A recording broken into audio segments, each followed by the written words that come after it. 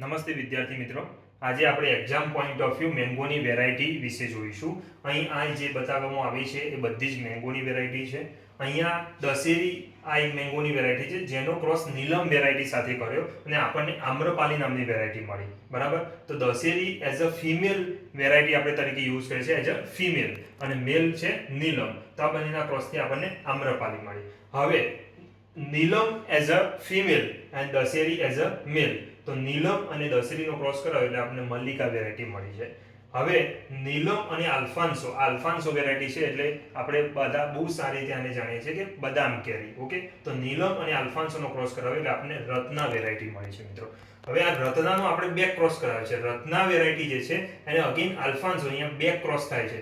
રત્નાનો આપણે આલ્ફાન્સો સાથે બે ક્રોસ કરાવે એટલે આપણને સીડલેસ વેરાયટી, સિંધુ વેરાયટી મેંગોની મળે છે જે સીડલેસ છે. બરાબર છે. અહીંયા આમ્રપાલી જે છે એ હાઈ ડેન્સિટી પ્લાન્ટિંગની અંદર યુઝ થાય છે જેનું સ્પેસિંગ છે 2.5 મીટર બાય 2.5 મીટર.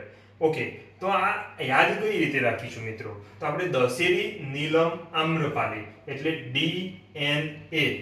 કઈ રીતે યાદ રાખીશું આપણે? DNA, દશેરી, નીલમ, આમ્રપાલી. બીજું છે નીલમ, દશેરી, મલ્લિકા, તો NDM, નીલમ, આલ્ફાન્સો, રત્ના, તો NAR, નર, રત્ના, આલ્ફાન્સો, સિંધુ, RAS એટલે નર, રસ, NDM, DNA, નર, રસ, NDM, DNA. આ રીતે આપણે એને યાદ રાખી શકીએ છીએ. Thank you.